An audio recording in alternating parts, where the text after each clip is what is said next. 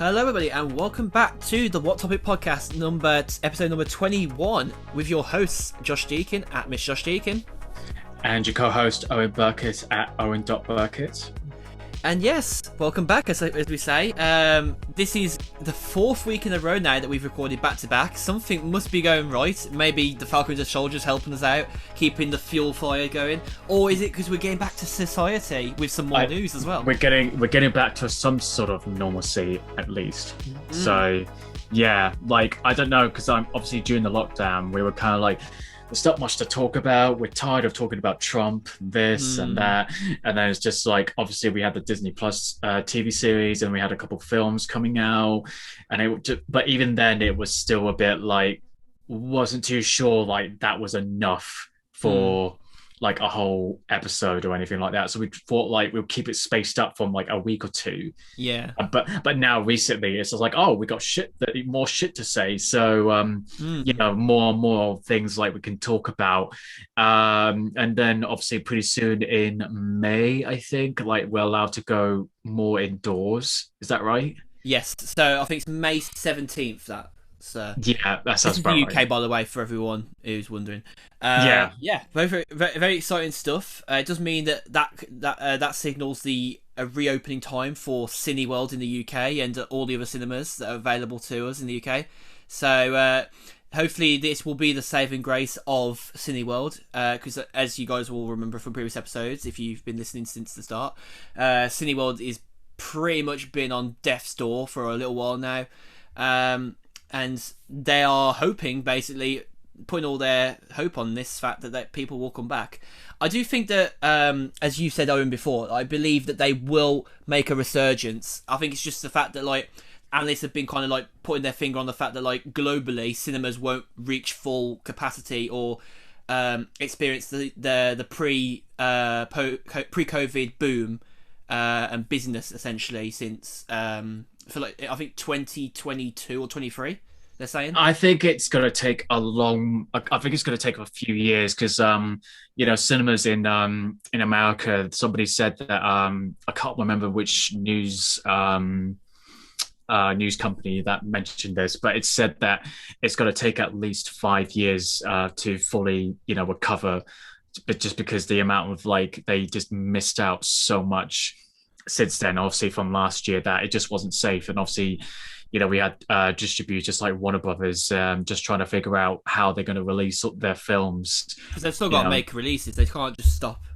No, and the problem is like these films were really specifically made for you know, theatrical releases, and that's how they're going to get their money back. But you know, with everything that's going on, and then if you're going to release it to HBO Max, as we said previously in another episode, it's like going to be convenience for a lot of people, and they're just going to go, why should I travel X amount of miles to go to a cinema when I could just stay in the comfort of my house and watch, like, for example, the latest Mortal Kombat that just came out.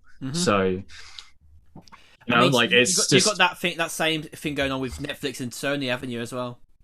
Yeah, I mean, there's more, you know, streaming services that could just battling out for, you know, to get as much content as they can. So it's just like, it's going to make a question like, you know, people were thinking like, oh, this is going to be the death of cinema, and I personally don't think it's going to be. It did seem a bit daunting, but like, there is still a core audience of people that want to go and see movies at the cinema, and most people see that as a good day out or a good evening out.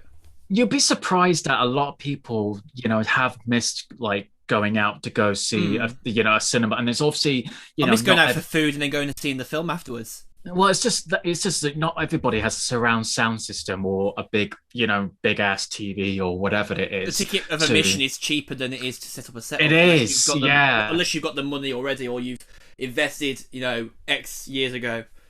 Yeah. I mean, the fact is, like, a lot of places, I mean, obviously, maybe minus London and maybe other certain places in the UK, especially England. I can't say for Northern Ireland, Wales, Scotland, but you know, the cinema near me at the Odeon and even at the View cinemas, like they're £5 a ticket, like all day, any day. So the fact is that, you know, when you get people to find out that all these latest releases are going to come out and then they're going to cost this much rather than spending 15 quid to rent it out online, let's say like on Amazon Prime.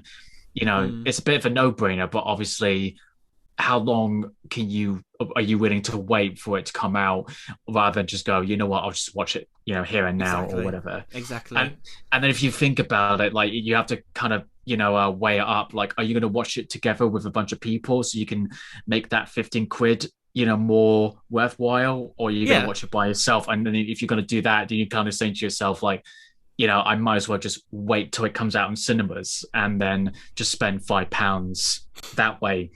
Unless you're one of those few films like Nomadland that was supposed to get a cinema release, but it's actually going to be released on the 30th of April on the Disney Plus Star, channel, whatever. Oh, is it? Okay. Yeah. So I didn't know that. Was that recent? They announced it like fairly recently, and it's because it's distributed by Searchlight, which is owned by Disney. So Searchlight, yeah. They were still going to release it theatrically, but they realized, like, you know what, it's I mean, we'll obviously talk about it later, but it's like they just thought we'll just release it, digitally and with no additional fee on top of it. So I think that's another plus for that. So I mean, if it works out well, it might get more eyes on a potential theatre release for the second. I think if they do a second film, once cinemas start to reopen and they then it will get more newer releases out. I think they'll re-release all the ones that were released. I think digitally. giving like an additional theatrical window is probably going to be the saving grace for cinemas in the first crucial months of reopening. Like, as you said, like they're going to be putting on a few films that were already released, but like they want to give them a proper release. Like, so obviously I know Kong and Godzilla movies on its way shortly. It's going to be out in the cinemas. It's been confirmed it's going to come out to the cinemas in the UK. And Cineworld is going to carry it from day one, I think, right? Yeah, I mean, it's obviously different in America because obviously it was released on HBO Max simultaneously as it would be out in theaters. So it's like for American audiences, like it doesn't matter anyways. For us, like unless you make some sort of deal, with Sky or Netflix or anything like that, then they'll I'm trying to figure I had the word and it's like escaped from me, but they'll reconsider it. But I think once the cinemas will be released, then they'll reconsider, releasing the films that were supposed to come out last year to this year. So as well, you've got the July movie window with Black Widow, which will undoubtedly bring in the box office amount, definitely. I mean, obviously, obviously, I won't talk in full detail, but some of the films that have been, getting a lot of awards buzz, with the Sound of Metal that came out on Amazon Prime, that was supposed to come out in cinemas, and it was also intended to have subtitles. Okay. Because obviously the film is dealing with one of the main character played by Riz Ahmed that goes deaf. Gotcha. And so she did a lot of sign language scene in.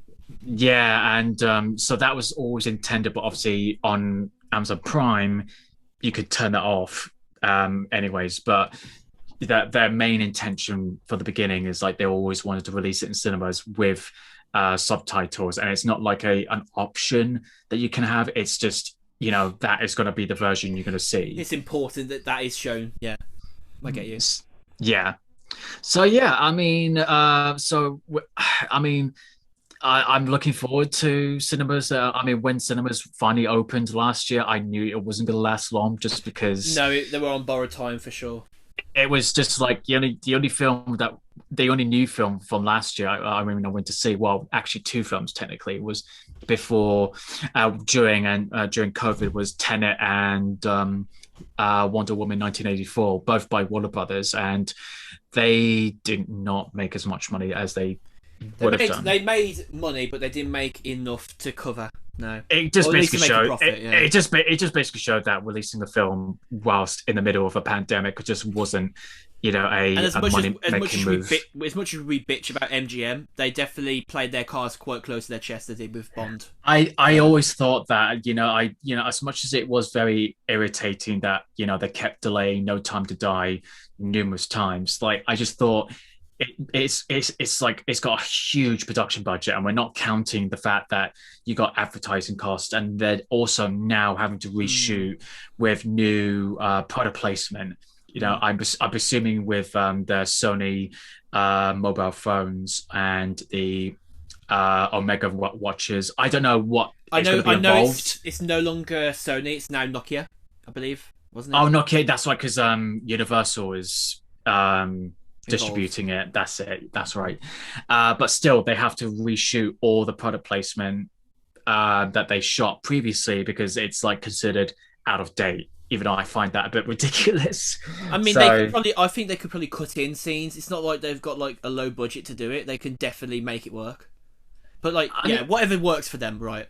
Yeah, I mean, but to be honest, like it seems like they're pretty certain they're going to release it in September here in the UK and early October in everywhere else in the world. So you know what? I'm like, but the thing is, I'd rather it be safe to watch it and get the audience that it needs to get the full attention that it deserves, than just release it because it's like, oh, you know what, we delayed it long enough, just get it out and done with and everything, and it's still not safe to be watching it. So exactly. we don't want another situation where it just loses so much money because like with Tenet last year. So you know what, like if you have to delay it just because you don't feel it's going to be financially stable and it's going to be just not safe then by all means, personally. Yeah, that's it. I couldn't agree more.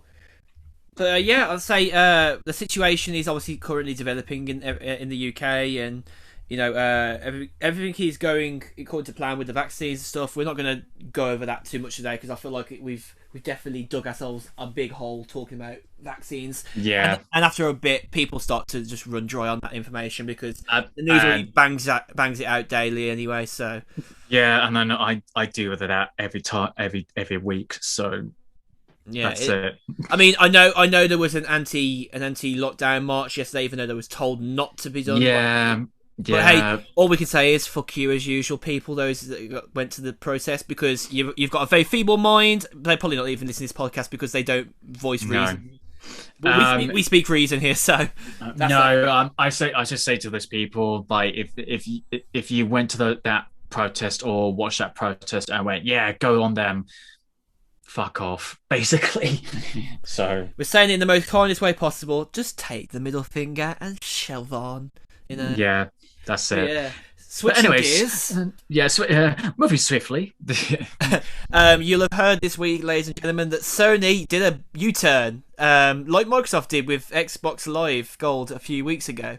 Actually, I think it was like a month or so ago, so a bit longer than that. But yeah, Sony's done a turnaround, and it's actually in Microsoft's favour, of course, because of the fact that Microsoft have been very pro, backwards compatibility, and Sony have back-turned on their PS3 and PS Vita stores being closed.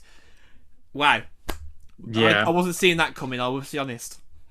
I mean, it's difficult to say because obviously they're trying to put more focus on, with the PS5 and the PS4, and the PS4, because obviously there's still a market for the PS4, because, well, quite simply, there's still, people are still unable to get a PS5 and an Xbox Series X and S, and there's games being released for those consoles still. There's still, like, the thing is, like, the PS4 and the Xbox One, they're still releasing games, and there's still some games that are still exclusively for those last gen consoles, like for example the Mass Effect Legendary Edition, like it's only available on the PS4, Xbox One, and I presume the PC. I don't know if they're gonna be doing anything for the current gen consoles. They'll probably do like a next gen patch or something at some point, I imagine. Maybe, but yeah, but back to obviously with this topic that it's. I don't know because I didn't have a PS3 when it came out. I understand I understand the annoyance and pains because like not everybody is interested in the next console the minute it comes out. And like I know No, the PS3's been out for a lot longer than the PS4 has, of course, makes sense, and the PS5 together combined. You understand, like, I mean, there's a video I watched of a YouTuber going back to the old consoles, going back to the PS3 and the Xbox 360, and finding there were still people playing online on like World of War, Call of Duty World of War, Modern Warfare 2, you know, all those games. Like there were still people playing the games, and like it just tells you that if they're keeping those servers online, what's the problem with letting people continue to buy those games if those servers are still active and, you know, playing single player games? Like when you basically shut the door on the store on those consoles, you're basically saying we don't care about you no more. We only care about the consoles that are newest or like pre-newest, you know. yeah. And I mean, you only have to take one look at Xbox. Like Xbox has solidly been consistently doing backwards compatibility. I mean, you only have to take a look at stuff like Game Pass. Like you can play games as far back as the Xbox from like 2000, and that really kind of like solidifies the fact that that Microsoft knew that they fucked up when they launched the Xbox One, and basically saying there wouldn't be no there was no backward compatibility. You could share games with friends, and obviously Sony took the mick out of that by doing a video showing, here's your PS4 game. Oh yes, thank you for letting me borrow it. PlayStation. And that was it. Yeah. I mean, that was like a long time ago now, and it's funny because you look back on that now, you're like, who's winning this backwards compatibility war now? Probably Sony's not. Definitely not. Well, it seems like Sony kind of go like, oh, yeah, we fucked up. I mean, you can play majority PS4 games on the PS5, but it's limited. Like the Xbox 360 has a very big amount of backward compatibility games. Like I could probably go into any used game shop, so like for example like GameStop in America or CEX in the UK or Game, and you can just walk in, buy a game. Let's say I wanted to play Call of Duty, just go and get Call of Duty World of War, stick it in my Xbox One, it'll work. If I stick it into the Series X, most likely it will work as well. And it's because that Microsoft actually has really put a lot of emphasis back into the gaming community, along with Game Pass, of course. That's a big boon for them at the minute. That's their biggest boon.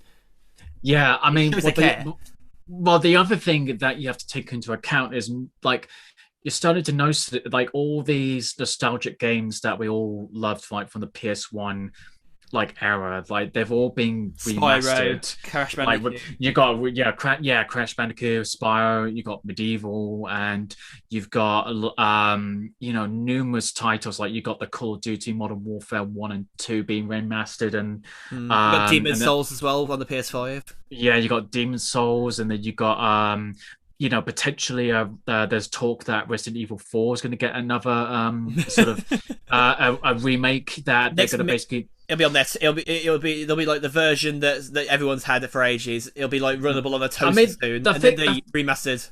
Well, that's the thing. The same thing. Like that, Resident Evil 4 has been a game that has been gone through so many generations of consoles. So I bet you've got like 20 plus different consoles it's on. I mean, it got really. So it originally came out on the GameCube when it came out. I can't remember when it came out. 2004, I think. I think so. So it came out on the GameCube, and then it eventually came out on the PS2, and then Xbox. Was it on it? Did it came out on Xbox? Xbox originally. I think it came out on the original Xbox, or it might have been 360. I can't remember. So it came out on the PS2 because I remember playing. So it may have come out on the original Xbox box, and then it came out, on the PC, and then it came out. Then it did another. Then it did a re-release on the 360, PS3, and then it did another re-release on the PS4 and possibly the Xbox One. I believe that after the original Xbox, I think the year after that, when the Wii came out, a few months later, it got a version for the Wii, of course, as well. Nintendo Wii. And then you obviously use like a gun set up like with the wireless. Right. Yeah. Then it came out. Yeah. Then it came out the Wii, that like you mentioned, and then it. And there's also now it's going to be talk because obviously we had Resident Evil 2 and 3 remade with a new RE engine, and then what's stopping them? And so I think they did confirm that they are remaking number 4, but I think they did announce that it's not going to be taking what was already made on back in 2004 and just update it with more graphics and everything. It's not a rehash. they're gonna build it up like they done with Resident Evil 2, just build it from the ground up and then get different actors, get the make a different script and just update it with more sort of current like gameplay mechanics. It'd be interesting actually when you think about it, how like which version will the fans favour? Because Resident Evil 4 has been a cult favourite with gamers for many years. It's I did put my list on my favorite Resident Evil games. So 4 is definitely it's basically everyone's favorite Resident Evil game because it really did revolutionize like how Resident Evil went out to be. Because obviously it was on the PS1, it was like I don't know what it was called, but it was like the Code Veronica. Like no, like the it was just really Resident Evil back in Resident Evil 0. No. So that So that was on the game. I get myself confused. I mean, yes, the Resident Evil 0 is before Resident Evil, but but Resident Evil when it came out on the PS1 in back 1996 or six. I can't remember. It was like the mid to late 90s for sure. But it was like basically the fixed camera and those type of controls. And then when Resident Evil 4 came out, it was like an over the shoulder third person shooter came out, and that was like kind of whoa. And then they stepped away from like being zombies to basically being sort of this cult like infected sort of group in Spain. And it's gone through 1996. You were right. 1996, yeah. So I mean, they did 2001 was Survivor 2, codename Veronica, and then they did the Resident Evil 2. Resident Evil remake. So they remade Resident Evil the first. Yeah, that's right. 2002. Then they did Resident Evil 0. Yeah, that's right. Because I did actually play the remake of Resident Evil on the PS4 because apparently they updated over to widescreen and updated graphics slightly. So, but yeah, it's I mean, like I said, it's with all talk of with backwards compatibility. Oh, I should probably add in here, sorry, because people are going to like shout like this if there's a potential here. Resident Evil 2 and 3 were 98 and 99 respectively. Right, that's right. Yeah. I mean, number 2 will be my second favorite. I mean, I've already played the remake that came out just a couple of years ago. But yeah, going back to compatibility, it's sort of like, for me, it's like it's all well and good, but because people say, "Oh, I can play," the first Halo, back from 2001 on the first Xbox, but they're getting remastered. They're getting remastered like for the Xbox Series X and S.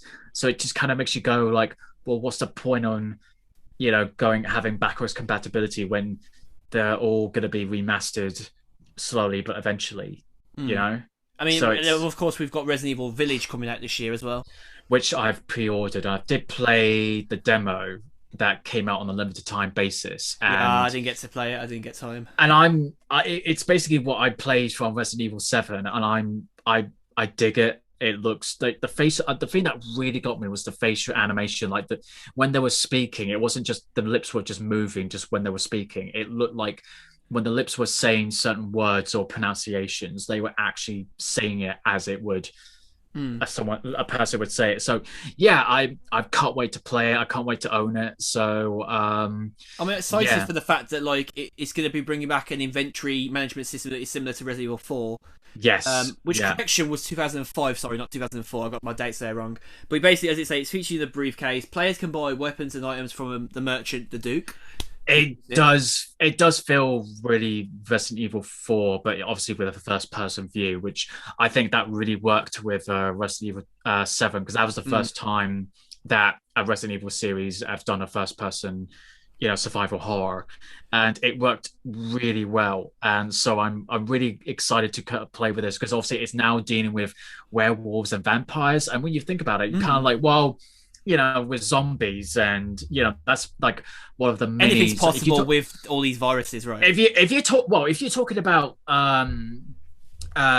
with creature, classic creatures that you always think about, like zombies with the George A. Romero, like Night of the Living Dead, Dawn of the Dead, and then you think about other monsters that everyone associates with horror is vampires and werewolves, and you're kind of surprised that Resident Exactly. Evil hadn't done that yet, and then now they're doing it because it's like you said, when you get bitten by a vampire, zombie, or werewolf, and if you're not dead, then you're going to get affected. And I thought that's really neat. So yeah, I'm looking forward to it. But yeah, I mean, obviously straying slightly from what we were supposed to talk about, but no, it's like I said, from my perspective, it's like with the whole backwards compatibility, it has not affected me whatsoever. Hmm.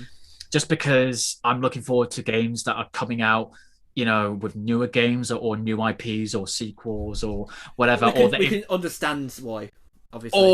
or if they're going to re-release a game that was released, previously, they're remastering it already, so it's not like it's going to be a major ball breaker, basically. No, no. But I do understand that, obviously not everyone is going to be, up to date with either the current gen consoles or the previous consoles. No, no, So no. yeah, It's gonna be it's a sticking point for some people, and for others, it's like, oh, that's a nice win for, like, gamers who are interested in the old and don't mind the fact that they can still get to play those things. And it's like, yeah, it kind of brings up the community, doesn't it? In general. it does like open up. So the thing is, like, I'm kind of like just in the middle where I'm like, cool. I mean, if more people can play old games that we all loved and loved and grew up Hmm. with, then awesome. But obviously for me, like, it's probably easy for me to say because I've been around with the play, which every console that's been coming out, and obviously not every console, but like from the No, no, I get you. PS1 onwards, Hmm. and yeah, it's just it um it just doesn't bother me at all. That's one way of putting it, definitely. But yeah, I mean, we're very much excited about the fact that, like, this, it means that players can continue to enjoy themselves, whatever the case is. And also it shows that Sony, for us gamers who are playing the newer consoles and don't play the older consoles as much. So we're basically talking about the PS5, PS4, Xbox One, those kind of consoles, or even Stadia, or Yeah, Steam and Nvidia. Obviously Nvidia's GeForce now. I think that if you really love your gaming the way you do, then you will value these decisions being made by the big companies, because that'll show their commitment for going further in the future when the PS5 becomes the previous console at some point in the next 10, 15 years. But obviously they're going to be supportive for many, many years, and I think that Sony will learn their lesson from this. Like, there's no cutting around this. One of those consoles that was announced to have their store shut is still happening. The original PlayStation portable, so the PSP, is still going to be closed down. But I can understand that more than I can understand the Vita, because the Vita still has years on it, and it's still got games that are due to be released shortly, and those games would have to get canned. Basically, their bread and butter is being cut off by Sony. So I think that's part of the reason why that got saved as well as the PS3. So I mean, the PS3 makes sense because, like, they could still continue to release games on there if they really wanted. Publishers, right? I mean they could, but I mean there hasn't been a new game for that generation of consoles for Not for a God while. knows how long. But and the fact is that I think everyone is just focused on from the last gen consoles because, like I said earlier, Hmm. nobody's being able to get a PS5 or an Xbox Series X and S because so for me, like I would love to have a PS5, but I can't get one. But the good thing is, it's like, at least developers realize that, the PS4 and so on and so forth, that the last gen consoles, Hmm. they still sell like gangbusters. So, I'm not missing out on any of the latest titles. So like, for example, Never like we mind. just mentioned, like, with Resident Evil Village, that it's still going to be released on last gen and current gen consoles, but they're still going to run properly as they made it for the last gen, i.e., that something like Project Red should have thought about with Cyberpunk 2040, 2077. But hey ho. Yeah, it Um, feels like that was an age ago that came out. yeah, well, that game is still having issues, and I still haven't touched it, and it just makes me go, you know what? Should I just get rid of it? And I don't know. At this point, it's like you're going to lose your core audience that was interested in the game. Well, apparently, they actually announced like even though they had loads of refunds, they still made loads of money from it. So So they didn't lose out entirely then. not they yeah. I mean, they still had issues with it, but They still got their fair share of criticism. they still made like loads and tons of loads of money from it. So yeah, I guess it's a win-win for them. Well, a win-lose situation for them because obviously they still have to patch up. You could say that it was just a straight line, really. Like they had a lot of bad, a lot of good, and it kind of cancelled each other out, really. So they just stayed the same in a way. They made a tiny bit of profit, but they also made quite a lot of, losses, obviously, because refunds, which doesn't happen very often like that. No, not at all. But then again, we don't even come across a title like Cyberpunk 2077 messing up like on launch because like you get like bugs and glitches like on launch with games, and unless you get a game that was supposed to be something completely different X amount of years ago, and then years later came out and it was an absolute train wreck. Duke Nukem. Oh no, that was fucked from the start. Like there was no way that was going to be any good. I mean, you got games like No Man's Sky that was an absolute disaster. Ooh. And then they completely redeemed themselves. And now they're having the then it's going to get they announced that it was going to be a version for the PS5 and the Xbox Series X and S, which is going to be the way it is now, and it's just like everyone's saying it's actually really good, but that's the problem. Like when it, they made so much hype behind it, and then when you got to play it day one, they were like, "What the fuck?" Like the thing is, we kind of know at this point that it was a lot of the problems were to do with Sony as well, because Sony were pushing for the game to be finished sooner than it was supposed to be finished, and obviously the developer behind it as well, obviously was pushing for it to be done ASAP as well. So like there was a lot of problems with it on that side of things, but obviously we're not going to go down that rabbit hole because that has already been spoke about. But if there's anything to learn from that, it's the fact that like you need to trust your fans. You need to trust that they can wait. Like look at Rockstar, like they have made fuck ups, but they've not made as many fuck ups because they've understood that when they need the time, they needed the time, and they made it work. If that's the thing, and I even said this. Obviously when Tyler and I spoke about Cyberpunk, like with the games like The Last of Us Part 2 from Naughty Dog and Red Dead Redemption from Rockstar, like you got big huge companies like those two I've mentioned that if there were bugs or glitches in the game, I didn't see them or come across them, or they were probably so small that you kind of went whatever.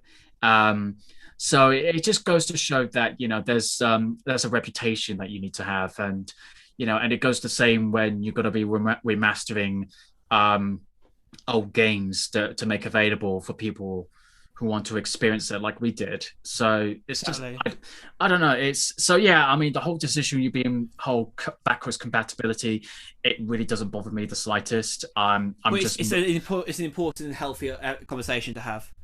Yeah, no, for sure.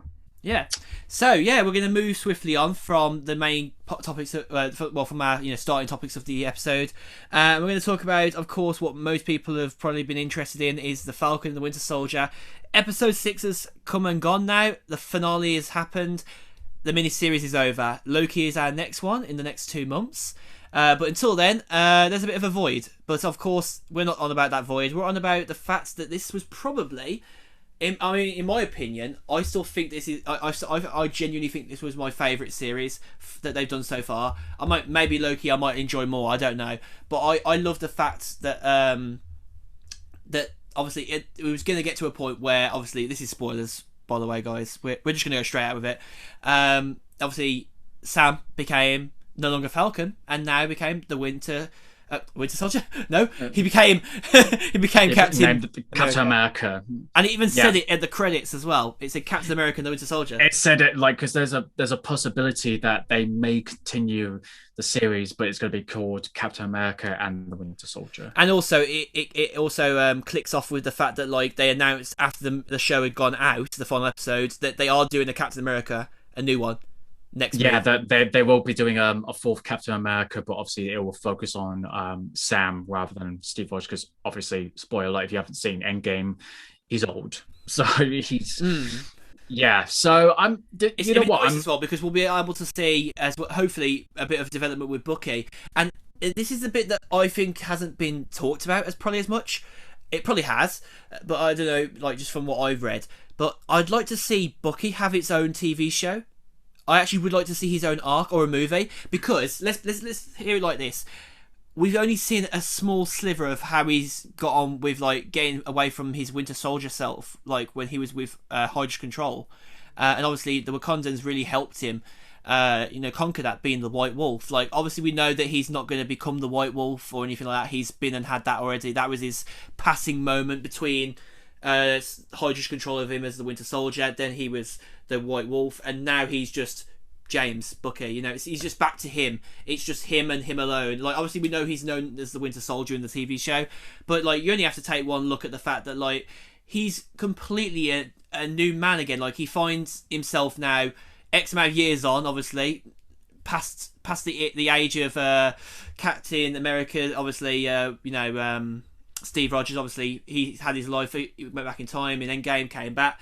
It was there at the end, and then obviously he was dead as of the TV show. So he's now on his own from his previous friend that had been there with him, like from younger years to older years through obviously weird circumstances with Hydra and Shield. But yeah, I mean, it'll be interesting to see where he goes next. Because obviously, we saw from Ep 5 to Ep 6, we saw that he went away and did his list. He checked off all his lists because he left that part, that gift bag with the book completely crossed off in, and a letter, a card to his therapist saying thank you for your help. He got there. He did it. He shut the book. So now it's interesting to see where his next adventure will be, because obviously Black Widow is going to be coming out in July, and we're finally seeing her story arc and like where she started, with the Russians and all that, and basically how she became who she is today. Well, obviously was before she died, obviously. Well, that's actually set between Captain America: Civil War and Avengers: Infinity War.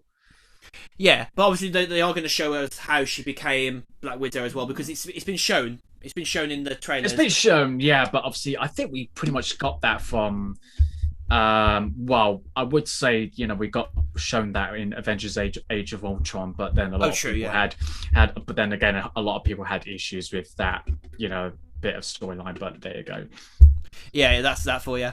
But it'll be interesting, really though, because if Bucky could have his own show or his own film, I feel like he'd probably get his own TV show more than film, like just showing him, going off on his own adventures to basically continue the goodwill of the previous Captain America, obviously, and to also support Sam in the future. Whether he comes into that, I don't know. But I mean, if Loki, who's a bad guy at one point and now turned hero, obviously doing the things he did. Well, anti-hero, yeah. Anti-hero. Obviously, in this series, it's the pre-good guy Loki. That makes sense. But like, he's getting his own show. So like, if he can get his own show, I feel like Bucky's done enough to get his own show now, if that makes sense. But obviously that will be something we can talk about at a later date, like when we're talking about the future shows and future ideas that they could still do. Like obviously there's plenty to talk about. I would like to touch first on something that's at the end of the show as opposed to at the start of the show. We now know who the power broker is, and it was exactly who we thought it was going to be, Sharon Carter. Yeah, it was Sharon Carter, yeah. I mean, it didn't shock me, but it also made me think, oh, you go, girl. You bad girl. You bad girl. I don't know why. It doesn't...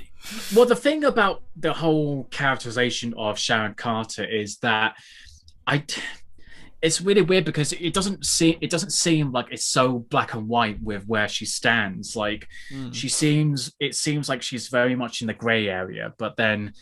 it seems like that she was, from ever since that, the blip happened, that she had to, kind of find her own foot, as it were, because obviously she, betrayed the government and she was made as a fugitive.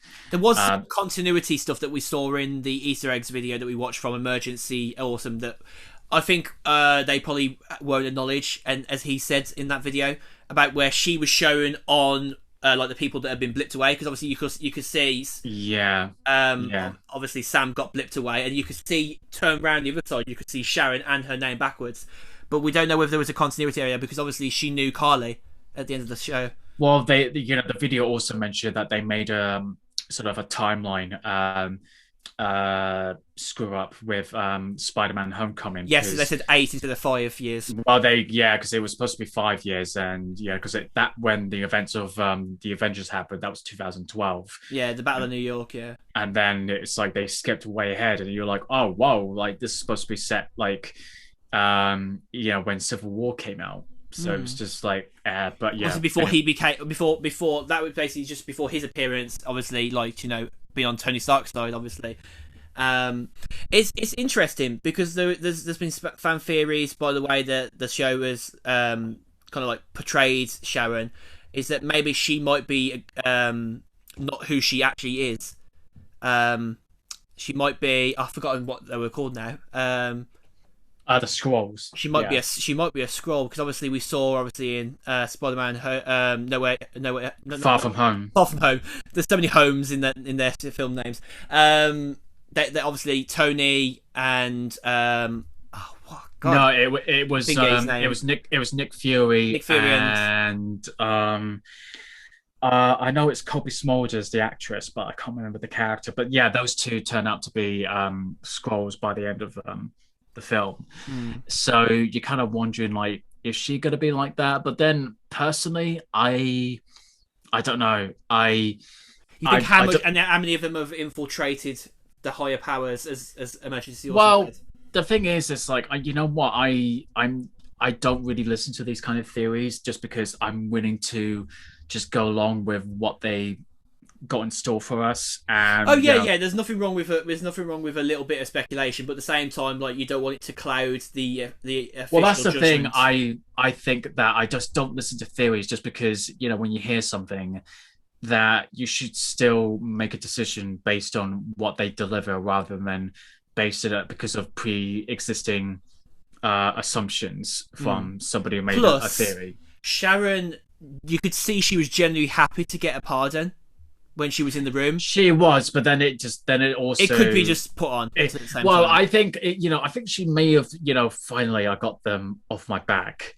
But but it's also, maybe that it's just like, it's finally opening, more doors that she could do, in the black market, as it were. And they said that she may be able to have a position at her old division. I don't know what that meant, though. Because when they said old division, that would have meant to me Shield, because she did work for Shield. Well, she worked for it was the CIA that she worked for. Sorry. She did work at one point. She did work for the CIA, and then CIA she got Civil War, and then she got recruited to. No, that's right. It was after the Winter Soldier, because of Shield turning out to be Hydra. Then she got recruited to the CIA. So yeah, but obviously she was obviously helping Steve and James, obviously. Yeah, and then obviously that's when she said, like, well, I'm now aiding a bunch of fugitives, so that makes me a fugitive as well. So yeah, it seems like I think Emergency Awesome pointed out this as well, like, not to keep referencing, but like he has a really good way of summing these up.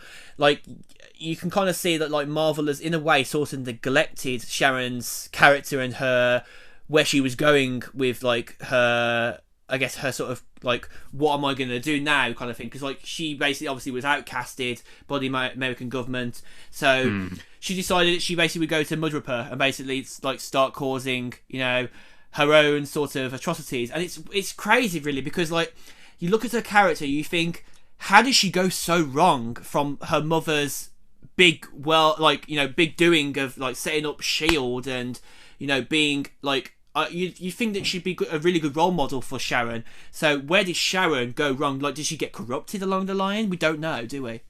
We don't, and I like how it's not so black and white. There's no easy answers. It's just what it is. It's definitely, like, sort of, it's very sort of tight-lipped in many places. Like, there's almost like a sort of, like, you look at the timeline of Civil War, and you look at now at the timeline after the blip, and basically as the Flag Smashers are doing what they're doing, and then you see that she knows who Carly is. you start to piece puzzles together, and you think, okay, this 5 year gap, what happened in those 5 years that was, excuse me, detrimental to Sharon's progression in where she went? Did she go first to Madripoor very quickly, or did she start making connections as working for the CIA and then dropped off the grid? Yeah. I mean, it's just, who knows? And then you also got the character of John Walker that's kind of US redeemed agent himself. Because he goes from like fucking killing somebody at the end of episode 4, and then going absolutely insane when trying to fight against Sam and Bucky, and to the point where just had a bit of a redeeming arc, and I kind of liked that just because it just wasn't so. It was nice to see that, like, even though it's weird because, like, obviously what we saw at that point, we saw Zemo obviously got what he wanted. He got all the Flag Smashers killed, so no more super soldiers. Well, that's the yeah. Imagine Hydra. She was happy because she was the one who helped Zemo. So the two of them must be in cahoots somehow. And obviously his butler basically was the one who set the trigger off, obviously in the Land Rover across the road. Which is funny actually, because I'm sure Sam said that one of the obviously one of the guys from the, what's it called, the GRC, is it GRC? I can't remember, but Global Retribution group or whatever. Yeah, they basically asked if he could go to somewhere, like there's like some Flag Smashers somewhere, so he maybe didn't get to them in time. Is what I'm gathering, because like obviously Sam was called away, wasn't he? He was called away from Bucky. Sharon and Bucky like walked away together, and then we just see that next scene where they're in the vans, and then we just see that they've basically attached a bomb to it, and it's been smithed. Yeah. But yeah, like obviously with John Walker, that he's become US agent, which is something I've read like from like all the business information. His outfit looks really good. It's cool. I mean, it's basically comic book accurate based. I think apart from there's a sort of star that's somewhere on his outfit in the comics. I think he doesn't seem to have that. I think so, but I mean, apart from that, it's more detail. We haven't seen the new shield yet that says US on it. Give it time. They'll probably reveal like that he's got a shield of his own. So, and we don't know where his character is going to be going yet, because obviously, well, we sort of do with the Thunderbolts, obviously, but that's only when the raft obviously becomes a bigger emphasis, because obviously the last time we saw the raft was Civil War, so it's been a while since we've seen that. And obviously we now know that Zemo was taken, so we can answer the question that Zemo was taken there by the Wakandans. Simple as that. Yeah, it was. Yeah. So because we wasn't sure, we thought he had been taken to Wakanda, unless he got to Wakanda and then the raft. So like maybe he like spent time with the Wakandans like for a second. I think they just took him straight to the raft. So. I do think it's probably the raft that he went straight to. Yeah. But I mean, talking about your opinion that Bucky should have his own show and movie. Or movie. You know what? Yeah. I honestly, I just don't think he has enough to, warrant a TV series or a movie on his own, just because I think his arc is pretty much done. So you think that maybe his future progression as a character in the MCU he's more of a, but the thing is, he's more a supporting character than a main leading character. So he's kind of been demoted then, because obviously he was the center of the name Captain America, the Winter Soldier. Obviously he was the big antagonist, like that we found out was Bucky, obviously. So that in that movie, that was his moment of role. So like he has ducked down a bit, but obviously in this TV show, he picked up his second role again, essentially. Like the two. Well, he was the I mean, that's the only thing. He was a co-lead, but he still wasn't just the main focus. No. So I honestly I just cannot see him having his own film or TV show to lead. You're seeing him still co-lead alongside Sam. I think he's still going to either co-lead or be a supporting a character or even like that. So hey, time will tell. Time will tell. Well, that's the thing. But the thing I've always said, and I've still say it again, that the one subplot I still was 100% invested in was Isaiah Bradley's character. Yes, that was so lovely. That made me cry a little bit. That did. The fact that that Sam made a memorial that say he wasn't Steve Rogers wasn't the only Captain America. There was also somebody there who. And I showed you that photo on Instagram earlier that showed he was there alongside Captain America and Bucky in a photo. Yeah, I mean, I don't know if that actor was credited as Isaiah Bradley. But Um, it does resemble the looks of him. I imagine that's why it, that's been. yeah, I mean, I'm just gonna have a quick look, but it does, make a question like, was it already planned? It doesn't seem to be because it says Gabe Jones. I So mean, maybe it's just it's another actor, but it's the same. It's the same character name, probably. yeah, it doesn't seem like there's any characters named Isaiah Bradley. So I think it was just a theory or an interesting thing that people just Just try to might have make. been the case, yeah. But no, but the thing is, like somebody mentioned this on another podcast. They said like it would be a wasted opportunity if they didn't make like a either a Disney Plus film or a sort of a 3-part miniseries of Isaiah Bradley of seeing him Hmm. being like the Captain America, and then we could actually fully Oh, see. okay.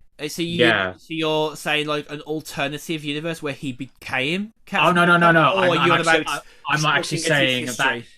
we actually see what actually happened. So obviously, we hear him talk about all these things, but it'd be cool just to kind of like just make a 3-part miniseries. Are you talking about it like in a sort of interview style, like where you look at clips of him from the old days, or you I talking don't about know, but his story in a what it small mean? No, no, no. special? Just literally just a 3-part, miniseries of just seeing him like from before, the war, and then then he gets the super soldier serum, and then rescues those people, and then he gets just basically a Yeah, yeah. visualization of that whole entire story that he The mentioned. problem is, I feel like there is a decent amount of stuff to tell there, but I don't know whether it will be any more likely to get a series than Bucky.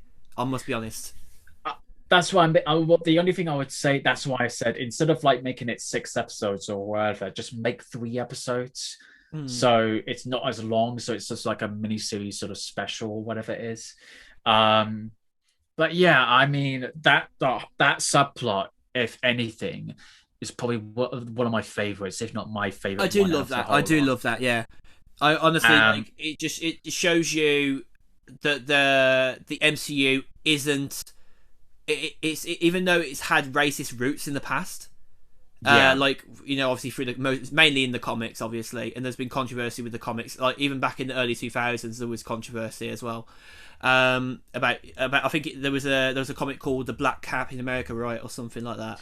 well, there was it came out. I think it was 2003, Yes. and this is what this Isaiah Bradley was based on. It's Mm. somebody made an alternative reality where they had a black Captain America, and basically said that exactly how they said in the show that he rescued some people, and then did they give him the recognition that they gave with just Steve Mm. Rogers? No, they didn't. They just treated him like they would with every black man in America.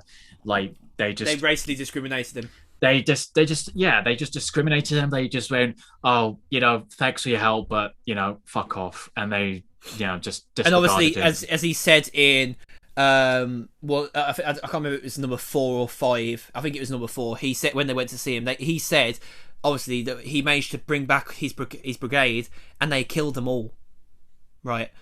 And obviously, like they were going to kill him as well, but obviously they experimented on him, obviously. And when that lovely doctor that he loved managed to get him out, he basically went under the radar for as many years as he could. And obviously that's why he's been so safe up until now, and that's what he was scared of when Sam was saying you should come back into the light, essentially, like put you back on the stage here, show people that you aren't what people should think you are. Like there's nothing wrong with you being black at all. The discrimination of that is very real still. Don't get me wrong, but because obviously I imagine that Marvel don't want to completely throw the wool over our eyes. Like their universe is no less racist than our universe now, because obviously the intention of Sam becoming becoming Captain America, he was very strongly thinking of as well still, even though he wasn't sure about like taking over the mantle from Steve, because he wasn't sure if he was ready for it. And let's be honest here, many of the fans have said this through fan posts and fan reviews and stuff. He definitely did not need a super serum to become the Captain America that America needed next. He's proven. I mean, you see him getting knocked by the helicopter. He got knocked by the helicopter into the water, and he survived, no problem at all. Well, not even that. He was fighting against Batroc, Mm. and he still held his own Mm. against him, and he still kept fighting despite the fact that he may have the armor from the Wakandans and the shield and everything. Like he's still having to hold on his own, and yeah, He did. Obviously, like he was still fighting him for quite a while, but then obviously there was a time that he had to like kind of like just hit him hard enough where he could just like get out the window and go and stop, the other atrocities going on, obviously, and stop Carly. so it's just like obviously with Steve Rogers when he had the Super Soldier Serum, like obviously he's able to age slowly, and he's able to you can't get drunk because he's got an incredibly fast metabolism. That's the big downside, yeah. And then there was and also obviously he can run super fast as well, and that's all things that Sam doesn't have. So it'll be interesting when they make the fourth Captain America film. What sort of threats is he going to go against? But, Yeah, it'll be interesting to see because obviously we saw him fighting for the first time at the start of the series, in that big scene where Batroc was in. Of course, he made his return from the very first episode. Obviously, we found out that he was spying on Carly for the Power Broker, aka Sharon. A lot of linking back and forth here, so you can see where Sharon has really picked up a bad spike. She's been like linking up with terrorists essentially. Yeah. And R.I.P. Batroc, he's no longer in the MCU. That's it. Done. Started with the Winter Soldier, then came back here, and that's it. He's done. So yeah, he's had his sayonara. He's on. And also with what are they called? The World Smashers or the Flag Smashers? Yeah, they're done. Yeah, now. the Flag Smashers. They're done because it's funny how it started being just like a simple thing on what's his name's phone. And the thing that really got me, I really like the monologue that Sam gives to the council. It's like, they're trying to brand them as terrorists. It's like, yeah, but have you ever thought about why they fought to begin with? Basically trying to like understand why people protest because it's all easy to say to brand a certain group as terrorists, like i.e. in the real world, like with the right-wing conservatives in America, they want to classify Black Lives Matter and Antifa as a terrorist group, even though they're not even close to being a terrorist group. No. And but that's what the argument is. Like, have you really, pause for a second and just stop to think about what are they fighting to begin with? Yeah. And what was their core reason? And it's the same thing. And obviously, they had the thing with the Proud Boys. They're now known as a hate group, and it's just you have to think about why they class as a hate group. And when you look into it, they're like, oh, they're a bunch of bigoted, racist assholes, basically. And so yeah, it goes to fact, like, you have to think about like what the Flag Smashers were doing. It's like you kind of understand where they're coming from because their movement was valid. Because the fact is, like, they got blipped out. Well, no, they didn't get blipped out. So they lived through the blip. They lived through like the different countries because obviously half the population of the world got blipped away. Yeah. And then obviously when they came back, they made things complicated. So it's like, okay, you have to go back to the country that you came from. And it's sort of like, well, what the fuck? Like, we made a home for ourselves here, and then you're telling us to go back to whatever. So yeah, they got every right to be. However, I can understand where people think they're being a bit hostile because they're killing people to make their voices heard, and it's just sort of like, where's the line drawn? Yeah, so, you basically see yourself you see the hero for long enough to see yourself become the villain. Essentially, that's saying, isn't it? Yeah, to quote a DC movie, but there you go. So, so. I mean, as much as I do praise for this series, because I really did enjoy this one. Honestly, I think it was more my favourite series than WandaVision, but that doesn't take away from WandaVision for me. I enjoy WandaVision. I don't know what was about with WandaVision. It just felt to me that I don't know. I dug the whole story about her having this load of grief, and I like the style that it went from like the 50s, 60s, 70s, and Oh so on and yeah. so forth. So I don't know. Like I said, like both series are like apples and oranges. Like they're both very different to one another. Oh gosh, yeah. And obviously with when Loki comes out, it's gonna be like that. You're gonna have apples and oranges and a banana. Like they're all gonna be very different to one another. Like it's just, and that's what I like about it. They're not The gonna be like variety. they're not gonna. I mean, they're probably gonna stick to a formula that works best because that's what they've always been doing since then. But what I like about it is they have a certain style that's very different, and And that's Loki's what it going to be should, like another complete different thing as well. and that's what it should be. And then obviously Elizabeth Olsen just came out saying about the Doctor Strange sequel that it's very much gonna be a horror show, as she puts it. So I'm really looking forward to it because that's going to be very different to the first Doctor Strange. Yeah, it's gonna be an absolute turn on its head. So yeah, I mean, I'm glad that where it evolved from the first episode to now, and now we're gonna get Sam as the new Captain America, which is basically something that's happened in the comics because I mean, so many people have been Captain America, but no, but then recently I've known Sam has become the new Captain America, and then there's been and obviously there's going to be potentially a new Thor potentially.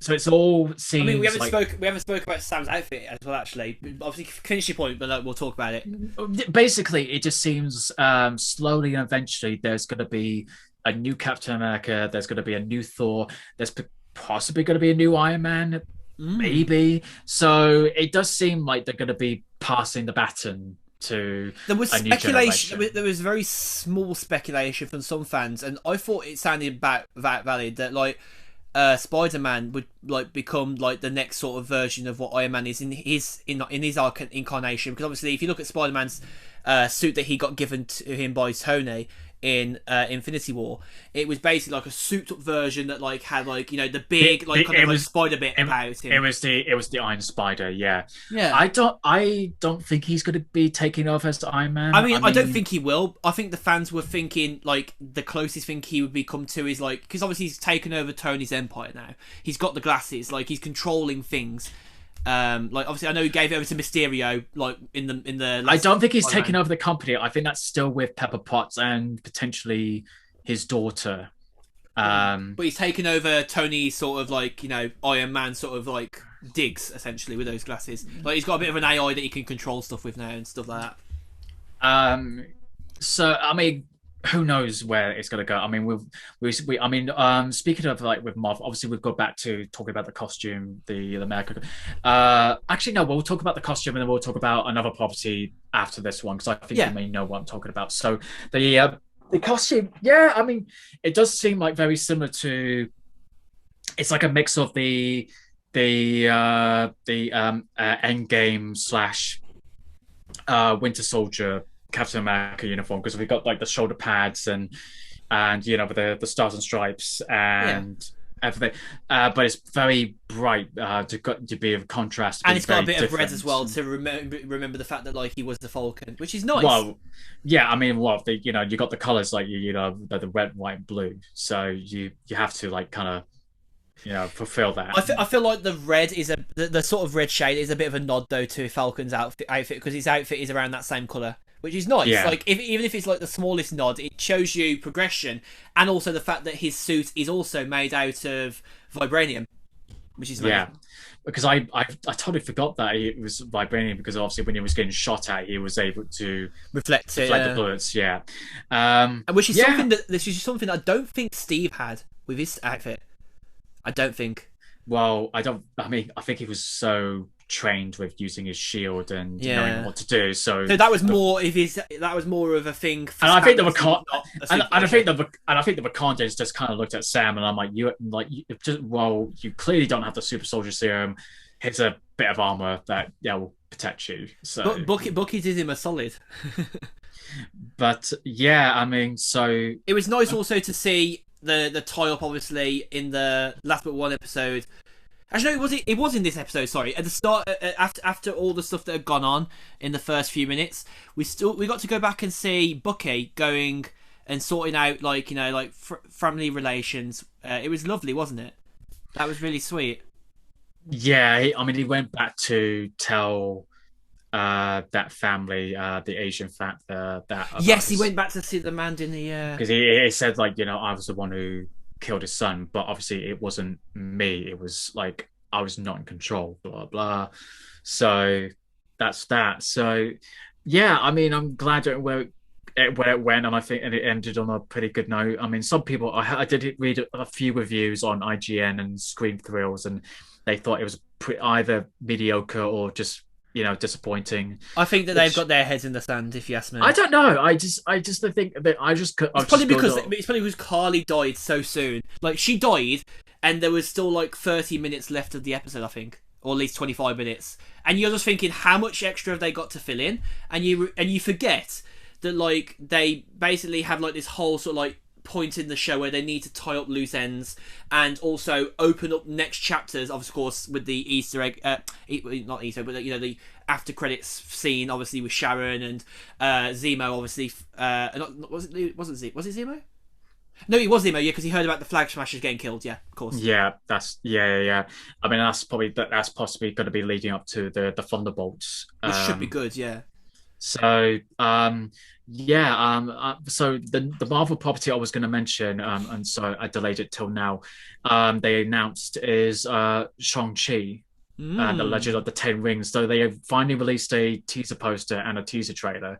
Well, they say it's a teaser trailer, but it's a trailer. Come on, like it's not even a teaser anymore. No. So, but no, I'm really excited about it because obviously this is going to be, like I said previously in I don't know what episode it was on, but they're finally going to show the real Mandarin because they hinted Yes. that in the first Iron Man film, and then that's gone unnoticed for a bit, and they've been throughout the whole MCU. Like there was apparently I think it was either Ant-Man or Ant-Man and the Wasp that one of the guys had a tattoo on his neck. Yes. That had the 10 rings, but it was so hidden that you had to really kind of look out for it. And, it was an Easter egg for the fans. And then you had, the two fake Mandarins in Iron Man 3. And then you had the short film, All Hail to the King, I think, where Scoot McNairy's character was interviewing Ben Kingsley's character. And then and then it reveals at the end that he knows the real Mandarin. He's not happy with how it all came out to be, and then we finally. It was interesting that Ben Kingsley played that character in that film. Like you have to kind of hit yourself, not hit yourself, but like tap yourself. Like, was that really Ben Kingsley? Was he really in that film? Like it's yeah. Go back and think about like that. Like one of those movies that Ben Kingsley was in and had like a role in. I thought the twist in Iron Man 3 was great. Like I remember like you saw because they made it out in the trailers and everything, like he was this big massive threat of a character. And then you find out he's just a guy that likes getting the ladies involved. Yeah, he was just unsuccessful, out of work actor. And it's just he was just like this complete opposite of like what the Mandarin is. And then finally with Marvel saying don't worry, we've got the real Mandarin coming up. So and then it was just for all for effect in that movie. Yeah, so and it's been played by a major Chinese actor, Tony Leung, which I've seen him in a few things. I think he was he was definitely in a film called Infernal Affairs, which some of you might know because that was remade as the Departed, the Martin Scorsese film. Oh, wow. Yeah, so I think he was in a film, if I got it right. Yes, so he was in an Ang Lee film called Lust Caution, and he was one of the leading stars, and he was in a film called In the Mood for Love, 2046, two films by a major Asian Chinese director called Ka-wei Wong. So he's a major Chinese actor. So the fact that they got him to play as the Mandarin is amazing in my books. So it's also gonna really show the official kind of like backstory, or maybe partial backstory of the Mandarin, like what is his beef, what's he doing, what's his thing going on. Yeah. and this is another property that I've heard Shang-Chi a few times, but not as much as compared to the other heroes. So I'm really interested in who they got. I mean, I'm loving the cast already. Like I mean, obviously with Tony Long, but you also got Aquafina, who I love. Like everything that she does. You got Michelle Yeoh, which is interesting because she was in Guardians of the Galaxy Volume 2 as one of the Ravagers, I think. I think so. And then you've just got a few other actors, but yeah, it's just you also got Florian Montaño, I think. He played Victor Drago in Creed 2. So and this is directed by Destin Daniel Cretton, who's an Asian filmmaker from Hawaii. He directed, funny enough, a few films with Brie Larson, Captain Marvel in Short Term 12. Oh, wow. And also made a film called Just Mercy. So it should be good. Interesting stuff. I hope so. Yeah, I really do hope so. So I'm really looking forward to this. So this is supposed to be released in September. Having a 3rd of September. So they've got quite a good release window with the TV shows back to back near enough most months for the yeah. Then the summer we get Black Widow. Then September we'll get Shang-Chi, and then in December we'll get Spider-Man, and then you also got in November this year you got the Eternals as well. Yes, the Eternals. Which also this is going to get a major boost because of the Chloe Zhao, which I'll mention a bit later on, has been getting loads of awards with film Nomadland. Yes. So and everyone's saying that the way that she's been filming the Eternals is unlike anything like this. Any blockbuster that's been shot before. Oh, okay. So that's going to raise a few eyebrows. So yeah, I'm really excited. So you know what, because obviously I haven't heard of Chloe Zhao before, and then when I heard that she was going to do a Marvel Studios film, I was like, oh, okay. I mean, cool. Let's see what she's got. Let's see. And obviously she's been getting a lot more press, sort of press because of the Nomadland has been getting a lot of nominations and wins and so on and so forth. So yeah, I think this is going to be a strong year for Marvel. I mean, obviously it'll make up for what they missed out from last year because they had to delay it for obvious reasons. So I mean, just looking at not even just the MCU, but looking at the whole sort of Disney landscape at the minute, we had last episode, we was talking about Mads joining the cast of Indiana Jones alongside Phoebe Waller-Bridge. Disney as an entity is bringing in some of the most powerful and some of the most upcoming names in producing, writing, directing, acting. Disney really is understanding the market pretty well. They do seem like, I think what they're really good is that they bring these people in. I mean, they obviously got a plan that they want to keep, but they're hiring the right people to make these films. They're not just wasting money. They're not just going, here's your money, let's hope it makes some money. They're if anything, I think a lot of people were scared that they weren't going to respect Lucasfilms with Star Wars, and people were like, oh, I'm not sure about the idea of Disney being on top of this brand, owning this brand, and the same with Marvel, very respectively. I mean, Marvel had more success. I thought when Star Wars started being released under Disney with it was very controversial. With the sequel trilogy, it started off really well with The Force Awakens, and then when The Last Jedi came out, it was very split. There was more, people hated it or they loved it, and then by the time Episode 9 came out, people were like, ugh, whatever. But then the Mandalorian came out, and that brought people's interest, and now we got the Obi-Wan Kenobi series coming out, and then the Book of Fett coming out soon. So I think both Marvels and Star Wars are still going strong. I mean, obviously it took a while to get people's trust back again. So, and it'll be the same for the Indiana Jones franchise, because obviously after The Last Skull being very diabolical, we're very much hoping the fact that now we've got obviously most of the original cast have signed back on for Indiana Jones, the next movie. We haven't got a name for it yet. Still, it's just going to be Indiana Jones 5, as far as Yeah. we're aware at the minute.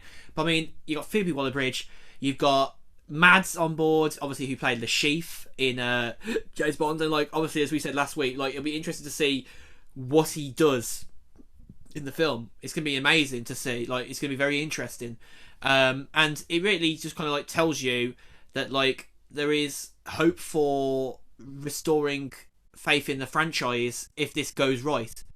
And Yeah. if Lucasfilms can do it with Disney, like they're doing right now with like the Mandalorian, obviously they've had their series on that. 2 series back to back have done pretty well. And then obviously you got the WandaVision, you've got the Falcon Winter Soldier, you got the Loki up on coming.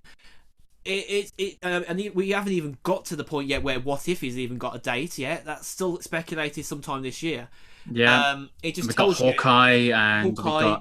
we've got Moon Knight, which they're filming. I mean, I've seen Oscar Isaac's training, and it looks insane.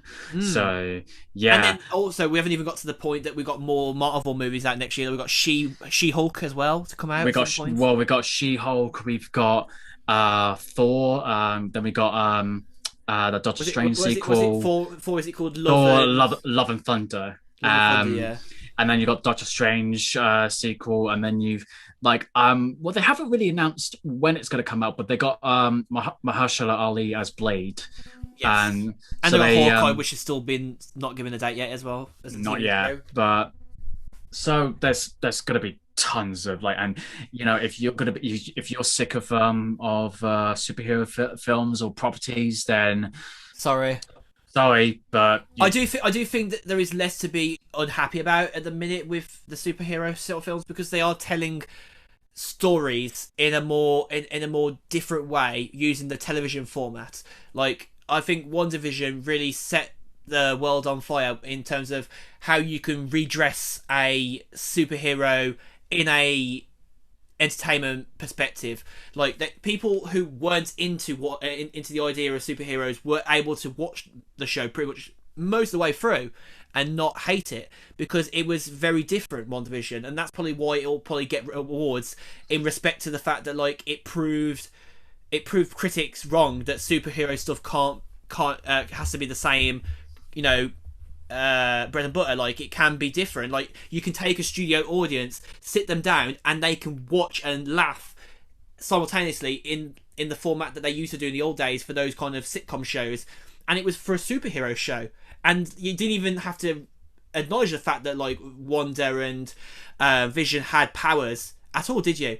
You literally just knew that it was the case that they were doing X year era show, and they had, you know, language, they had characters, costumes that respected those heroes as well.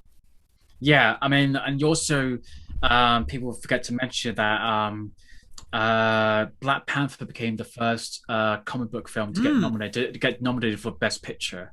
It did, yeah. So that is and it's still so far the most highly praised and critically well received film out of the MCU. Definitely one of my favourites. Like, out of like the characters that I respect the most in the franchise, Captain America is still my top. Bucky is probably going to come in second, because I feel like Bucky is really winning my affection as a character now. He's really progressed as a person himself, and where he stands in the MCU. And Black Panther definitely, I'd say, is a pretty much close third at that point.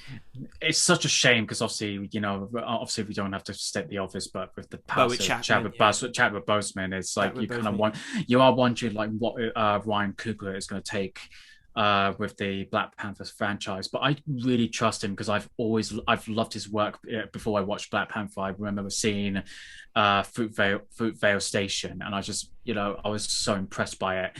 And then he obviously made the sequel. Well, it was sort of a sequel, but it's the start of a new series of the Rocky franchise, which was Creed. And then when I heard that he was going to be in charge of Black Panther, I was really excited, and it didn't disappoint. So, I mean, we're expecting, obviously, the next Black Panther installment out next year, the 8th of July, 2022. It's set right now. And obviously, as you said, the screenplay, obviously, Ryan Coogler, and the director as well. And producer is still Kevin Feige, so we've got plenty of things to look forward to with that.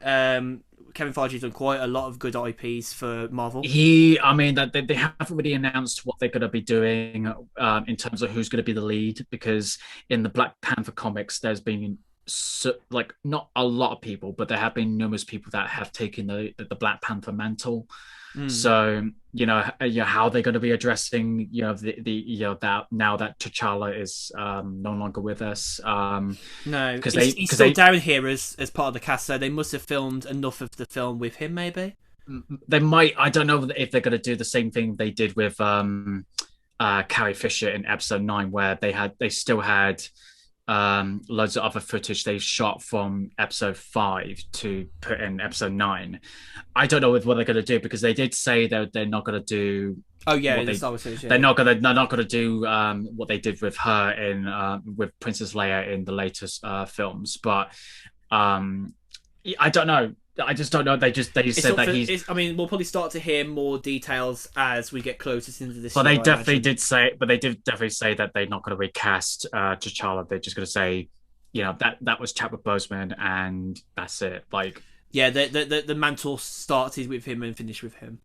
Yeah. I think that's the best way to do it. I think that's very respectful. I mean, you only have to go back and watch Black Panther, and you'll get the nice cinematic of him being respected as part of the MCU. Well, especially if they made a memorial on one of the Disney parks.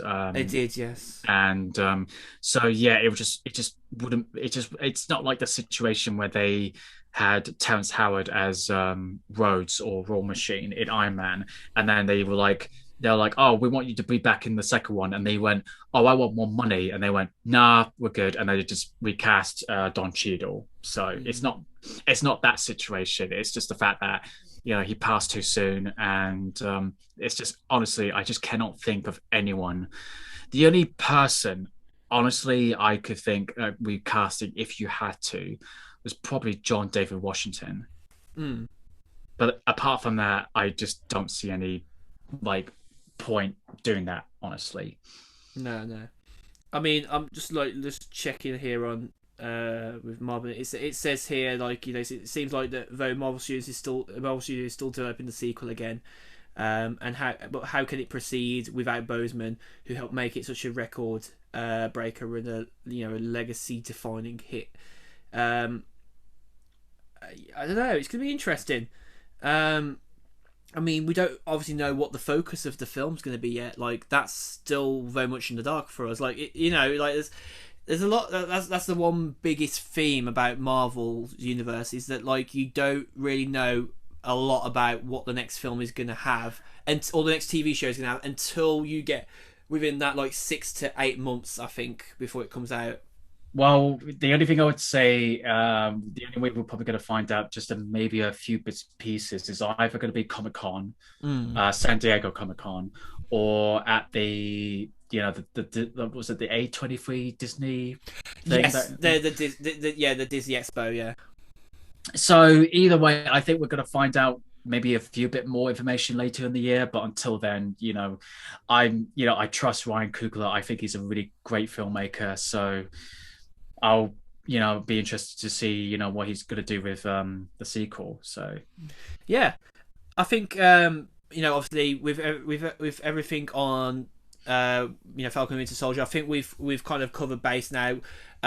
Overall, if I was to kind of in my mindset of say what I thought of the series as a whole, I think the series really hit plenty of good notes.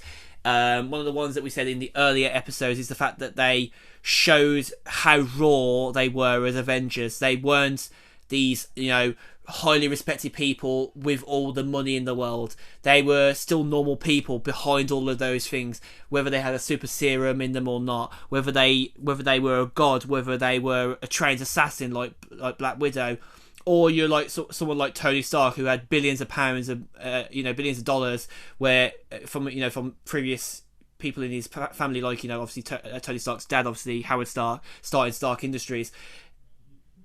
You look at someone like Sam, and Sam's well, he's still got family at home, he's still got he's got to support them, and even more so when he disappeared in a blip. So I think that it hit so many high notes. This show did. I don't think there was one low moment of the show, in my opinion, regardless of what the critics are saying, regardless of what other fans are saying. I think they hit plenty of good notes.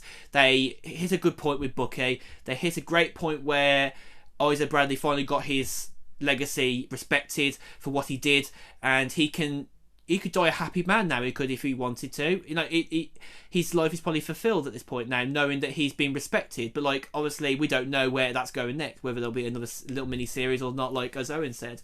But yeah, I'm honestly one of my favourite TV shows I've watched in many years. Short but sweet is probably the best way to put it. It hit notes. It definitely shows that, you know, where I had slight issues with the Netflix MCU series, that you know, you don't need to be, you know, you don't need to have 13 episodes to consider to be a series. You could just be as long as you want. You know, you could be like 6 or 8 episodes or whatever it is, and if you've got enough content to share to tell a story, then go for it. And like I said, it just shows that, you know, 6 episodes at each an hour long is enough to tell a compelling story. Whereas, like I keep saying this, and you know, I know it's like batting a dead horse or whatever, but you know, like it's just, you know, my main issues, even with some of the series that I did enjoy, like The Punisher or Daredevil or whatever, it's it's always the middle bits that I just felt like, oh, okay, all right. You get to the middle of the series and it's quite like a very filler sort of theme. It is very filler, and then you get to the ending, it's like, okay, now it's picking up, and then it, you know, so, but yeah, it'd be interesting to, you know what we're going to watch for the next, you know, 2 months or so. So it's going to be a very, very quiet 2 months on the front of the TV shows. Yeah, we'll be hearing more news as we go. Obviously, still that'll never change.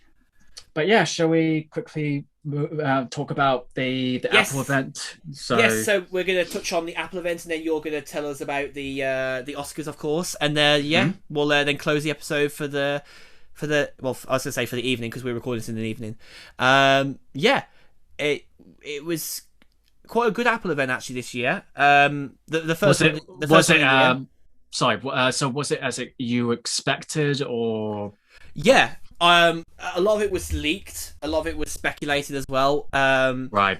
One thing that was never 100% certain was the fact that when the event was going to be, because one of the leakers had to shave their eyebrows off in like a bet, basically saying that they knew it was going to be right at the end of March, and it didn't happen. And officially the date was 4/20 this year. If you turn it around for the American date, obviously the duty date, 4/20 lays it. They had their spring event on Tuesday just this week. Last week for those who are listening, because obviously this is going out on a Monday for you guys. And it's the first time they've done a spring event, or at least an April event in 10 years, I think it is. Yeah, basically over a decade. They started off pretty quickly with the different things they're trying to do as their plan towards 2030. They announced an update with the Apple Card in America. I was really hoping they was going to say we're going to release Apple Card in the UK next, because that seems like the most next logical market to go to, and they didn't. The Apple Card, so is that they just announced that they announced that they could now give access to more people under credit scores. So like with one. So an actual advantage. So it's an actual bank card. It's a bank card. It's a bank card. Yeah, it's a credit cards. It is. It's their version of like trying to change credit cards for the future, like make them more accessible, make them a bit more usable for everyone. So they were changing it so that like if one person had a bad credit score, and another person had a decent credit score, they wouldn't be like hit because of the other person. So that's good now. You can get an Apple Card and not be limited by someone else's credit score with it if it's your spouse, basically. They also made it so that family members can now use the Apple Card with express permissions on how much they can spend, etc. That's pretty good. And then they announced Apple Podcast subscriptions. So that means that podcasters can basically set like prices for extra content from their favorite podcaster. They set up collections to make it easier for you to search. So the podcast app has been given an update, which should be out in 14.5 iOS next week.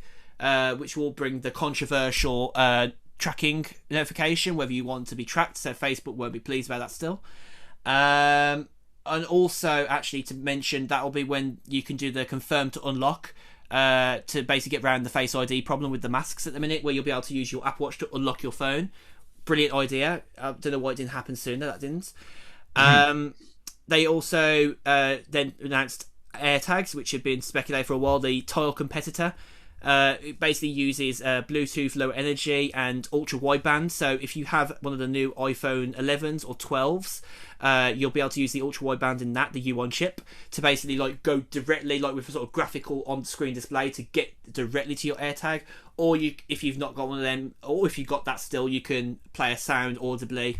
So I definitely check out the full details on AirTags, because the technology behind them is fantastic, very useful stuff, and obviously the U1 chip and the ultra wideband stuff, coming in the last 2 iterations of the iPhone has really kind of cemented that future behind the technology for Apple.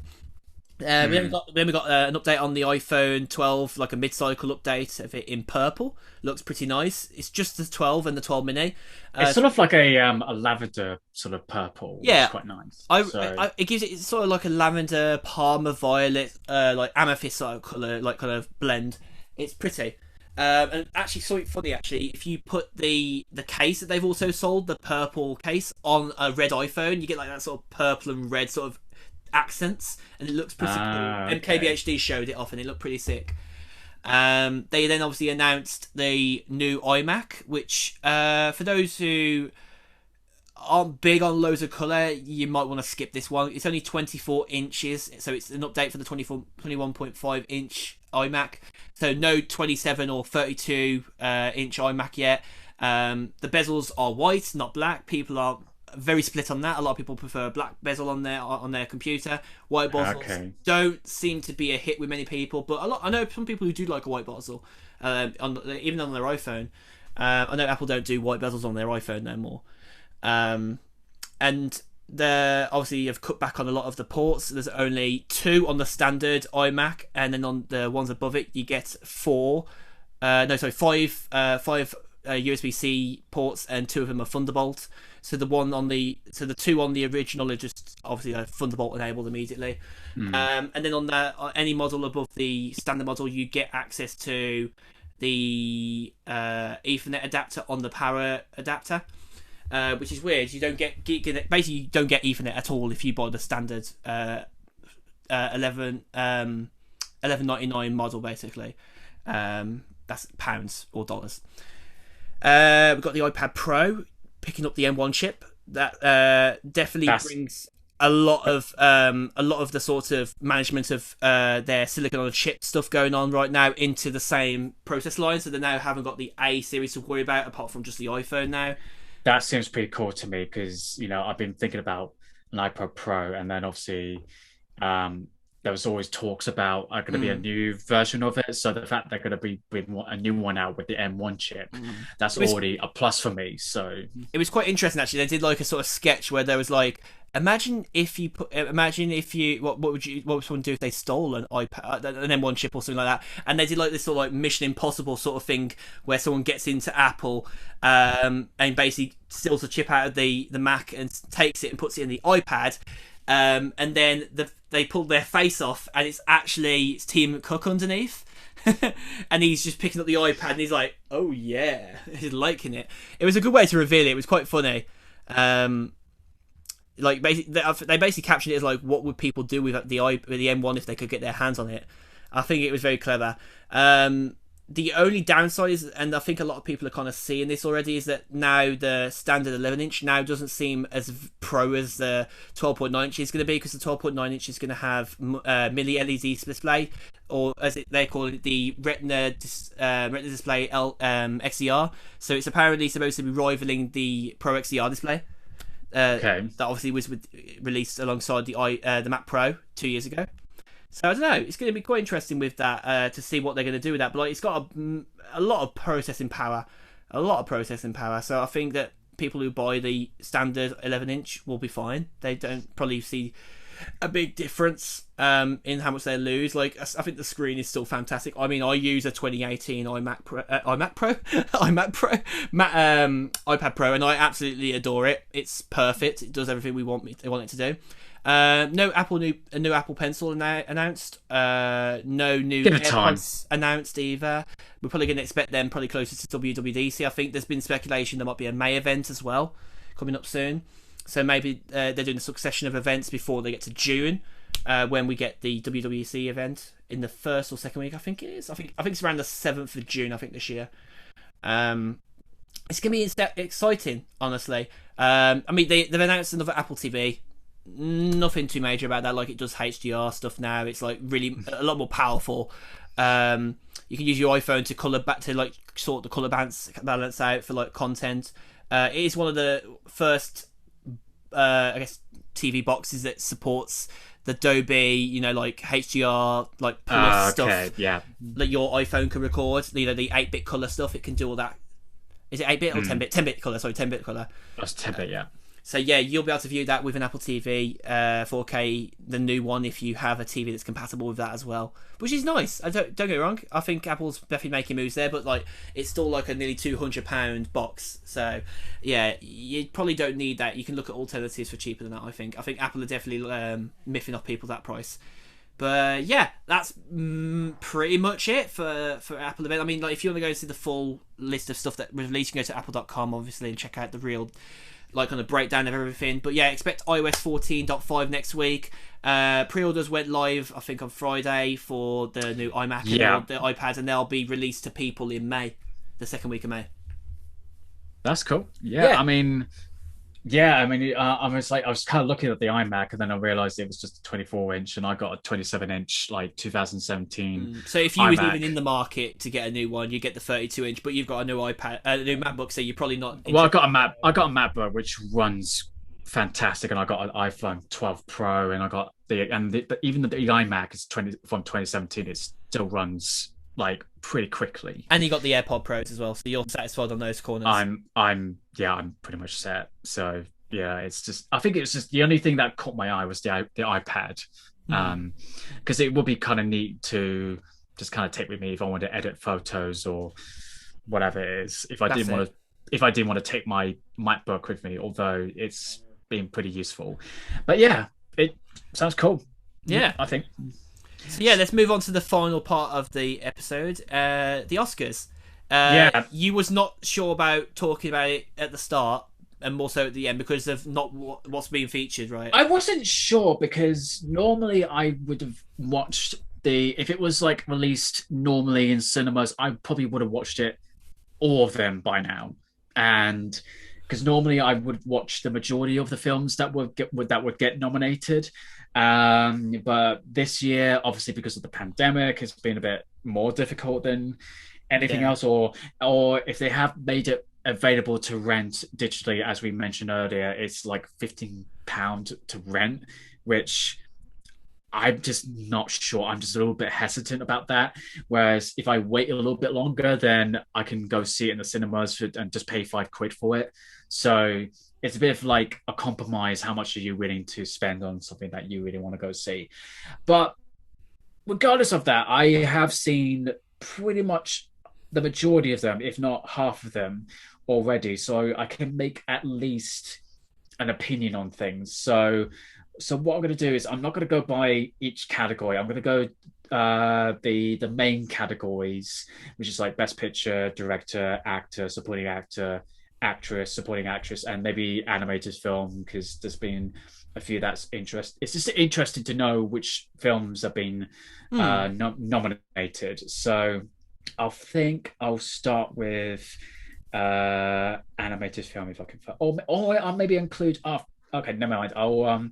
I'll go to International Feature Film, which used to be foreign language film, but they decided to change the category name. So, okay, so the nominees for International Feature Film are Another Round from Denmark, that's starring Mads Mikkelsen.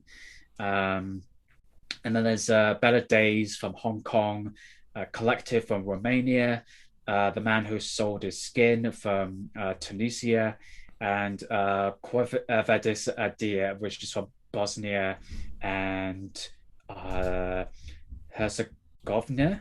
I probably butchered the name. So anyone from those countries or that country in particular, I apologize. So He definitely apologizes. but yeah, from last year, I did recognize a few international films, which was the portrait of the portrait of the Lady on Fire, which I actually got just owned on Blu-ray. And there was like the French film Les Miserables, and a few others, but this one I've only recognized another round. The other ones I'm not too familiar with, but I mean, it's just interesting to see what they've been nominated. So next, I'm gonna go with animated feature film, which I think I've seen quite a few. Interesting. So the nominees are Onward, I think it's Pixar. Yeah, it's Pixar film, which is available on Disney Plus right now. Then it's Over the Moon, which I haven't seen. Then there's a Shaun the Sheep movie, Farmageddon. Um, and then Wolf Walkers, which I have heard about, and I'm actually quite interested to watch. I think that's on Apple TV, I think. Yeah, I think I have heard of that. And then finally, Soul, which I'd watched, and I just think as soon as I saw that, I just went, "That's gonna win Best Animated Film." Like every single award ceremony, like it won at the BAFTAs, it won the Golden Globes. It's an absolutely brilliant film. I love the director, Pete Docter. He's made pretty much my favorite Pixar films, which is Up and Inside Out, and this is probably my third favorite. I think he's probably one of the best filmmakers out there, and he's just every time I hear he's going to make something, I'm just like he's going to make another brilliant film, is he? And then I saw Soul, and I just thought, God damn, like it's so good. So if you have not seen it when it aired on Disney Plus, I don't know what you've been doing, but definitely fix that. Go watch Soul. So yeah, that's definitely going to have my vote to win Best Animated Film. So actress in a supporting role. So we've got Maria Bakalova from Borat subsequent movie film. She was absolutely brilliant in that. You know what? She was actually one of my favorite parts, in the film for sure. Next we have Glenn Close in Hillbilly Elegy. I seriously did not think she was that good. I think the movie was terrible. She's one of the few actors to be Oscar nominated and Razzie nominated for the same performance. So it's a bit of an interesting one. Olivia Colman in The Father. I love Olivia Colman, so the fact that she's getting recognition for her performance is great. I haven't seen The Father, but I'll definitely watch it when it comes out in cinemas. Amanda Seyfried in Mank. She was really good in Mank. Amanda Seyfried's super. I really think that she is a great actress, and the fact that she's finally got recognition for her performance, I'm so glad for it. I'm really happy for that. And then it's Yoo Jong Yoon in Minari. She's likely to win Best Supporting Actress in it because she's won a BAFTA and I think a Screen Actors Guild for it. So as much as I praise all the other actresses, I think she's definitely got that in the bag for sure. So actor in a supporting role. The nominees are Sacha Baron Cohen in The Trial of Chicago 7. That's one of the films I haven't seen just because I do kind of like Aaron Sorkin, but then at the same time, I just think I've heard it's okay. It's a bit preachy, but I heard he's really good in it. Daniel Kaluuya in Judas and the Black Messiah. I've heard he's probably definitely going to bag an Oscar for this one. I've heard nothing but really good things about his performance in the film. And I loved him in Get Out, Widows, and all the other projects he's been involved in. The other ones are Leslie Odom Jr. In One Night in Miami.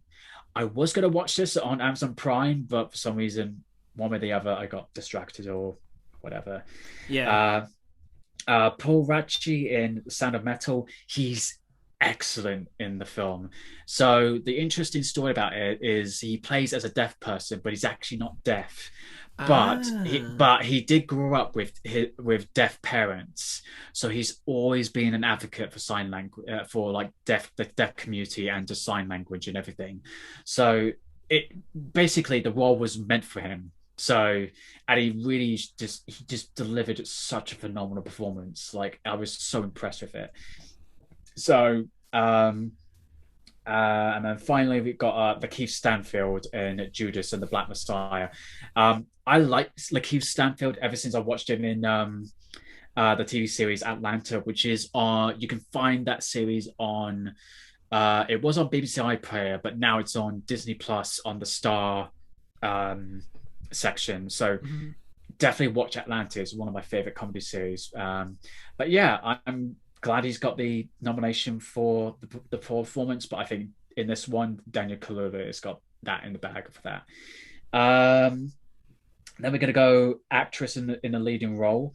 So first up is Viola Davis in Ma Rainey's Black Bottom. There's enough being said about Viola Davis. She's absolutely amazing, and she was fantastic in the role. And then we got Andra Day in the United States versus Billie Holiday. She did win the Golden Globe for that performance, so but she didn't get a Screen Actors Guild nomination, and she didn't get BAFTA nominated for it. So it might surprise someone. Like she might win, but it does seem very like unlikely. So It is what Vanessa, it is. yeah, then Vanessa Kirby in Pieces of a Woman. That's a Netflix film. I like Vanessa Kirby ever since from The Crown as Princess Margaret. What's that? The sister Ooh. of Queen Elizabeth. Yes, I think that's right. So the fact that she's getting recognition, a BAFTA and an Oscar nomination for performance, like I need to Fantastic. check it out because I really want to watch it. So I haven't got round to it. So, um, and then we got Frances McDormand in Nomadland. She won the BAFTA for it, so it's likely that she may win another Oscar for it. So if that's the case, then she would win Best Actress. Uh, it's not consecutively, but she will have won three Best Actress Oscars, and I Over think the she. years, yeah. So yeah, that would be cool. But She'll be one of the record holders, I imagine. yeah, definitely. And then lastly, we got Carey Mulligan in Promising Young Woman. I loved Promising Young Woman. I think she was just I love Carey Mulligan anyways, but she was dynamite in this film.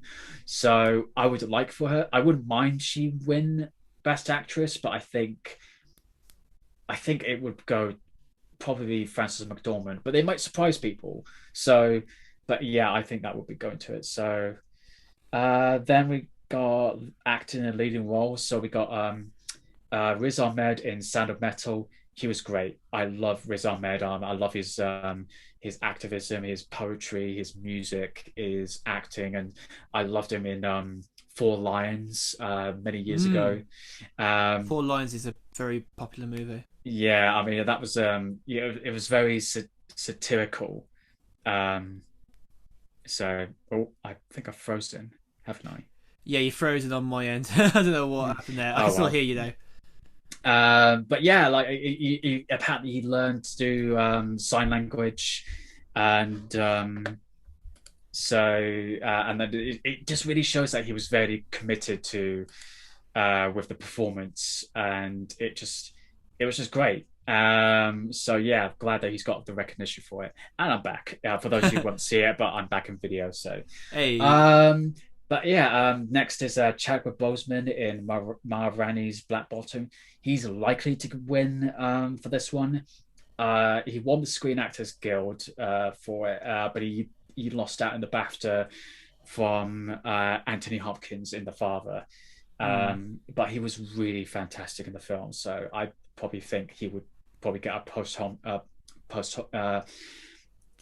trying to say the posthumous Oscar for this one. Speaking of Anthony Hopkins, he also did get nominated for The Father. Again, I haven't seen it, but it does look really interesting from the story it was about a father dealing with dementia, and Mm. yeah. Then we got Gary Oldman in Mank. Again, I love Gary Oldman, so yeah, to get a nomination for it. I mean, he's already won for being Churchill in The Darkest Hour, so That was a good I, film. but I don't think he's going to win for this one, even though I'm happy he did get recognized for that I this mean, just getting performance. nominated is alone, yeah, a really good Yeah, accolade. and then finally, Stephen Yeun in Minari. He made history as the first actor with Asian descent to be nominated for Best Actor in it. Wow, So there's yeah, I've a heard lot, nothing a but lot more recognition now going on. yeah, I've heard nothing but great things about Minari, so I can't wait to see it. When you can rent it on at, like anywhere like on Amazon Prime and so forth. But definitely want to we'll watch that in cinemas. Then we got the last two nominees. So we got directing, which is Thomas Vinterberg for Another Round. I loved his work on The Hunt, so I'm looking forward to watching this one. So I haven't got around to seeing it yet. David Fincher from Mank, love David Fincher, and I actually really enjoyed Mank. Obviously I reviewed this film from the previous episodes. So yeah, Lee Isaac Chung for Minari. I don't know if he made history with this one because I think Anne Lee was the first Asian filmmaker to get nominated for best director. But yeah, again, just heard nothing but great, fantastic things for this one.